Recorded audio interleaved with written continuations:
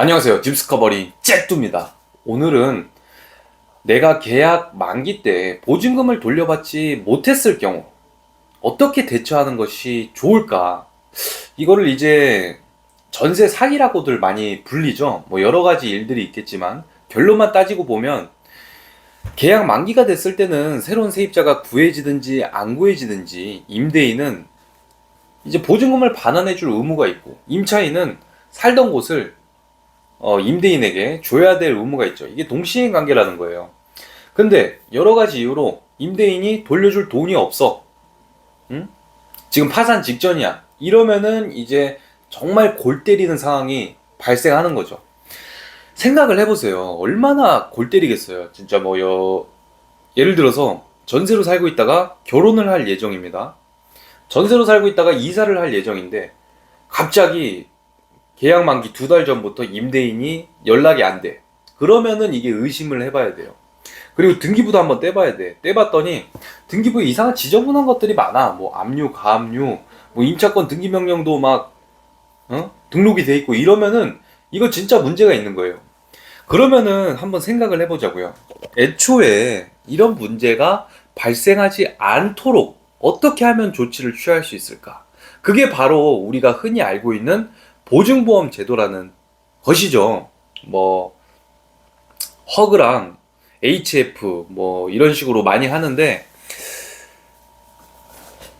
잠깐 곁으로 새서 우리나라의 전세 제도랑 이 보증보험 회사에 대해서도 이야기를 좀 나누고 싶어요. 우리나라에만 유일하게 존재하는 전세 제도이기 때문에 이게 사회 초년생들이 잘만 이용하면 너무 좋거든요. 근데 반대로 2020년도와 2021년도에 갑자기 우리나라 경제에 거품이 끼면서 그냥 무더기로 그냥 몇천 채 빌라를 사는 기이한 현상이 일어났어요. 그래서 이제 거품이 터져서 피해자들이 이제 생기게 된 건데, 자, 이런 현상을 봤을 때 전세를 활용하는 사람, 그리고 그것을 활용하다가 어떻게 보면 피해를 본 거죠. 그랬을 때 이제 국가에서 이 HF, 뭐 허그 이런 기관에서 보증보험 제도를 통해서 피해받은 분들에 대해서 이제 보증금 전액을 대신 반환해 주죠. 여기에서 이제 저는 전체적으로 보면 1차적인 악영향이 있다고 봅니다. 이게 진짜 말 그대로 사고죠. 유일하게 전세 제도를 한국에서 가지고 있기 때문에 그와 둘러싼 이런 피해자들을 구제하기 위한 방편으로 이제 돈을 돌려주는 것, 이런 것은 너무 필요한 조치지만 경제 전반에 봐서는 한국에 있어서 좀 악영향이 서로 끼칠 수 있겠다, 그런 생각이 많이 들고요. 결국엔 이런 한번 사건 사고로 인해서 결국에는 이제 다음 세대들이 피해를 덜 볼 수 있도록 좋은 문화, 그리고 이제 선진된 좀 법 체계화가 좀 체계화되고 있다고 저는 생각이 듭니다. 어쨌든 서론이 길었는데 어떻게 하면은 내 보증금을 잘 지킬 수 있고 만기 때 불편함 없이 퇴거할 수 있을까에 대해서 이야기를 해보도록 하겠습니다. 제가 고객분들이랑 이야기를 주고받다 보면 고객분들이 부동산에 대해서 생각보다 정말 많이 좀 모르세요. 저 같은 경우도 마찬가지죠. 난생 처음 차를 사거나 뭐 난생 처음 주택을 구입하거나 전세를 얻는다고 할 때에는 사실 뭐가 뭔지 잘 몰라요. 매물도 구하기 힘들고 이게 좋은 차인지 좋은 집인지 모른다는 거죠. 그러면 어떻게 해야 될까? 여러분들은 저는 총 4가지를 봐야 된다고 생각합니다. 일단 전세, 요즘 같은 시기에는 보증보험이 가입이 가능한가? 이거에 대해서 좀 많이 헷갈려 하시는데, 보증보험 가입이 가능한지 안 가능한지 공인중개사도 잘 모르는 경우가 많습니다. 왜냐? 그 기준에 대해서 공부를 안 했거든. 공부를 해야 되죠. 결과는 무엇이냐? 이게 정말 다양한데, 여튼 뭐 공시지가의 126% 안에 전세 보증금이 일단 들어와야 되고 기타 여러 가지 조건들이 있어요. 근데 헷갈리다면 그 보증보험 회사에 전화를 해서 집 주소를 대세요. 여기에 계약을 하려고 하는데 보증보험 가입 가능할까요? 물어보면 상담사들이 다 알아서 진행해주고 알려줍니다.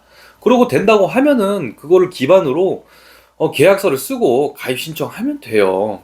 그리고 이제 특약 같은 경우에는 본 목적물로 인해서, 건물로 인해서 대출 승인이 안 나거나 보증보험 가입이 안 되는 경우에는 계약금을 반환해 주기로 한다. 이런 특약을 설득해서 넣을 수 있으면 좋습니다. 아파트 같은 경우에는 잘 안 넣어주고요.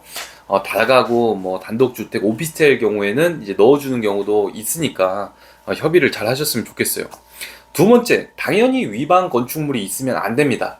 옛날에는 이제 위반 건축물이 있어도 해당 호실에만 없으면 공용 부분에만 있으면 상관이 없는데 지금은 좀 많이 까다로워졌기 때문에 위반 건축물 자체가 문제가 될 수 있어요. 그 부분도 꼭 은행 그리고 공사, 공인중개사랑 이야기를 꼭 하셔야 되고, 세 번째는 국세, 지방세가 미납된 게 있는지 체크를 해야 되죠. 요즘에는 뭐 이거 요구한다고 뭐 이상하게 보지도 않고, 처음에는 좀 되게 이상했어요. 귀찮아하고 임대인분들이. 근데 이제는 임대인분들이 뉴스를 통해서 많이 이제 사기 소식을 접했기 때문에 이런 부분들 요구하면 자연스럽게 다 떼줍니다. 그래서 세금 밀린 게 없는지 체크하고, 그리고 사실 이제 단독 다가구 주택이 이게 가장 문제가 되는 부분인데요. 내 보증금이 최우선 변제 금액에 해당되거나 아니면은 반전세나 월세면 상관없는데, 전세인 경우에는 그 해당 주택의 보증금 총 합이랑 근저당이 그 건물가액의 70% 이내에 들어오는지 좀 체크를 해야 돼요.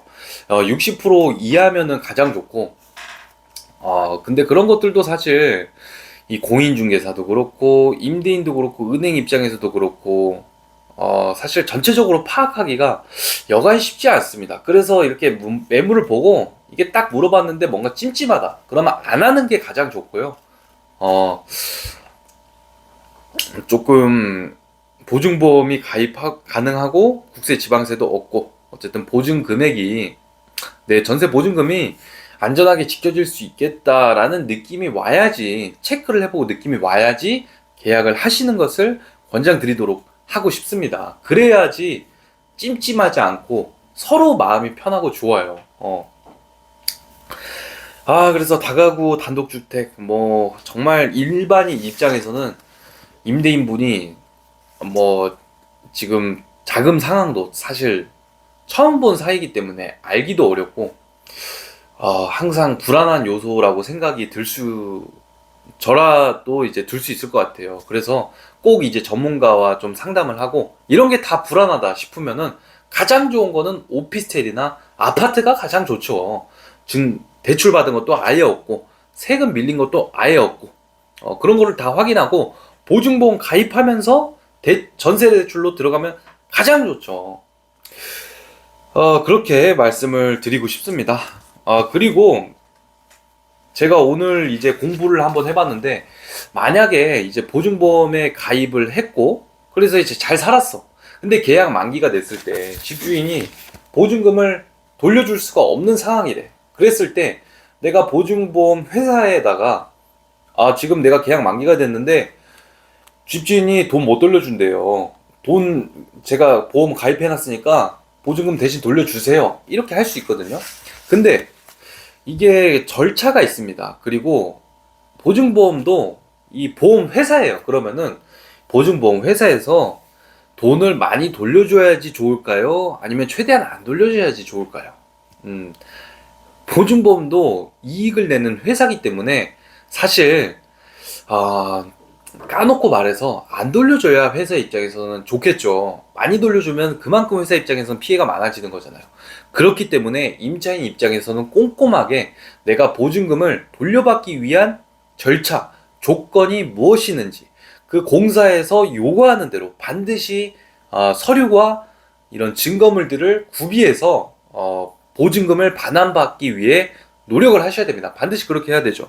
그러면 어떻게 해야 되느냐? 총 이게 한 6, 7단계가 있어요. 일단은 보증보험 회사로부터 전세 보증금을 반환받기 위해서는 첫 번째, 계약이 적법하게 종료돼야 됩니다. 그거를 이제 증명할 수 있어야 되고요. 그리고 임차권 등기 명령을 반드시 해야 됩니다. 임차권 등기 명령이란 내가 계약 만기가 됐는데도 보증금을 돌려받지 못했을 때 등기부에다가 이제 빨간 줄을 긋는 거라고 생각하면 됩니다. 이 사람이 내 보증금을 안 돌려줘서 내가 이사를 해야 되는데, 이사하면은 내 어떤 권리를 포기하는 거랑 마찬가지거든요. 권리를 포기할 수 없으니 내가 이사를 해도 내 보증금을 안전하게 받을 수 있도록 등기부에 등록을 하는 거예요. 그게 임차권 등기 명령입니다. 그래서 그거를 해놓고 보증공사에다가 임차권 등기 명령이 된 등기부를 이제 제시하면서 내가 할 거 다 했으니까 보증금을 돌려주세요. 보증이행을 청구하는 겁니다. 그렇게 하면은 보증보험 회사에서 보증금을 돌려줄 것을 이행 예고가 진행되고요. 그리고 허그에서 이행 청구 심사를 합니다. 이 이행 청구 심사는 무엇이냐면, 이게 진짜 보증보험 사고가 맞는지 이런 거를 심사하고요. 계약 종료가 적법하게 됐는지, 그리고 정당한 사유가 없이 임대인이 지금 보증금을 못 돌려준 게 맞는지 이런 거를 심사해요. 임차인이 월세를 안 냈거나 관리비를 미납했거나 아니면 원상복구를 안 해서 임대인이 안 돌려준 건 아닌가? 이런 것도 심사를 해야 되잖아요. 그런 심사를 하고 그 다음에 이 모든 게 완료되면 이제 주택공사에서 우리 쪽에서 모든 거를 너를 위해서 위임 받았으니까 우리가 책임지고 이제 진행할 테니까 집 주인한테 그 열쇠 주고 와, 이렇게 하면 집 주인이나 공인중개사 또는 변호사한테 열쇠를 맡기고 이사하시면 됩니다. 그렇게 하고 이제 나중에 대위 변제 금액을 수령하시면 되는데, 문제점은 이게 이제 계약 만기, 계약 종료가 된 후로부터 한 2, 3개월 정도 걸릴 수 있다. 그래서 여러분들은 조금 번거롭겠지만은, 만약에 내가 계약 만기 때 보증금을 돌려받지 못했어. 그러면 내가 이사일이 한 3달 정도 지연될 수 있겠구나. 이렇게 생각을 하시는 게 마음이 편해요. 안 그러면 잠도 안 하고 계속 이제 복잡한 심경이 드실 거니까 너무 걱정하지 마시고 이렇게 마음을 먹으시면 좋을 것 같습니다. 자, 그렇다면 이 보험회사 입장에서는 언제 보증금을 돌려줘야 될까요? 두 가지를 정하고 있는데, 첫 번째, 세입자가 이 전세계약의 종료 후, 전세계약이 종료됐는데 한 달 내에 정당한 사유 없이 전세 보증금을 반환받지 못한 경우입니다. 두 번째는 전세 계약 기간 중에 경매나 공매가 실행된 거예요, 갑자기. 그래서 배당을 받았는데 전체를 받지 못했어. 그랬을 때는 이제 공사에서 보증금을 대신 변제해주고 나중에 임대인한테 받는 이런 상황으로 이어진다는 거죠. 어쨌든 이게 진짜 뭐 말로는 쉽지만 서류도 정말 준비할 것도 많고, 그리고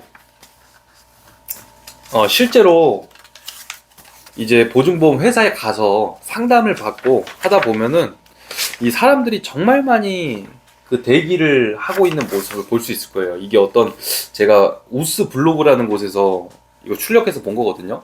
이분도 보증보험 회사에 가서 봤는데 지금 대기 인원이 17명이고 예상 대기 시간은 이제 거의 2시간 52분 정도 기다려야 된다 이거죠. 이렇게 시간이 굉장히 많이 소요되고 이만큼 전세 보증금을 못 돌려받고 있으신 분들이 이제 많다는 거죠. 그래서 정말 잘 구해야 된다고 생각합니다.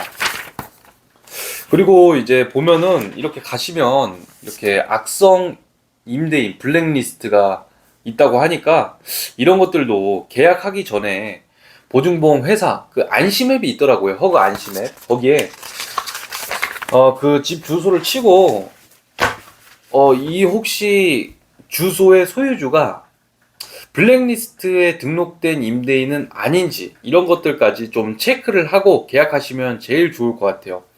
근데 사실 사람 마음이란 게 이거 처음 하는데 이런 걸 어떻게 다 알겠어요. 그러니까 꼭 전문가와 좀 상의를 하시면 좋겠고, 그래서 요즘 같은 때에는 사실 빌라나 단독 다가구 주택 이런 것보다는 아파트를 많이 선호하죠. 아파트나 아니면 오피스텔이나 아니면은 도시형 생활주택이나 이렇게 호수도 구분 등기가 아파트처럼 돼 있고 좀 융자도 없고 보증보험도 가입이 가능하고 이런 경우에는 좀 계약을 많이 하시는 편이고요.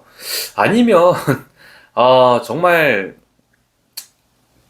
잘 알고 있는 분과 계약을 하시거나 뭐 그렇게 하시는 게 좋을 것 같고, 불안하시면 아싸리 뭐 반전세, 최우선 변제 보증금 안에 들어오는 범위 안에서 반전세로 계약하던지 월세로 계약하던지 이런 방식이 저는 현명하다고 생각이 듭니다.